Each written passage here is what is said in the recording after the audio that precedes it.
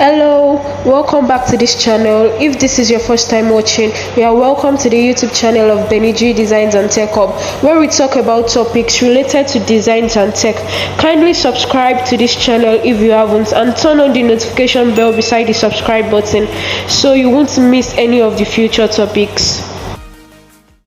In the introduction to web development video, I mentioned that I would discuss HTML, CSS, JavaScript, and other programming skills in our subsequent videos for those that don't know what they are.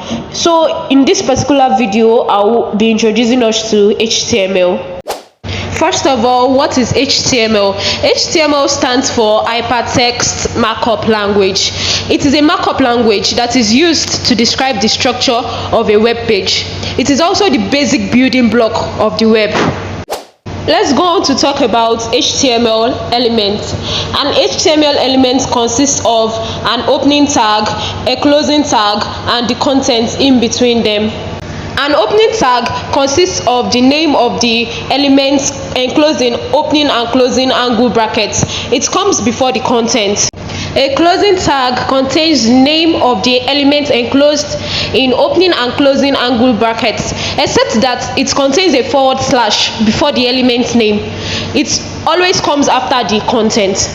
We can see from the illustration in this slide, P is the element's name, which is enclosed in opening and closing angle brackets, which tells us that that's the opening tag.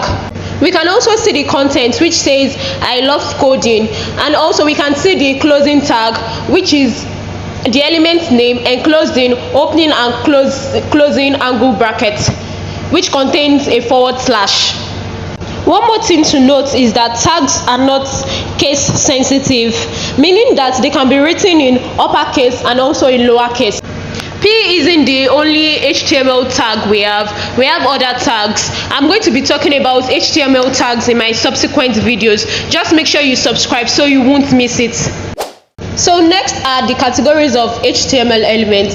We have two categories of HTML elements, which are the block level elements and the inline elements. The block level elements appear structurally on a page such that any element that comes before it appears on a new line, and also any element that comes after it appears on a new line.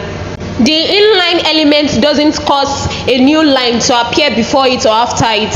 Instead, they are found inside the block level element. Element attributes. An element attribute is there to give us more information of the element that doesn't appear in the content. An element attribute is always present in the opening tag. We can see from the example in the slide, the attribute is class and the value of the attribute is hobby, which is telling us more about the element I love coding. One last thing I would love to talk about is the HTML comments. HTML comments helps with including notes in the code to explain the code. It is usually ignored by the browser.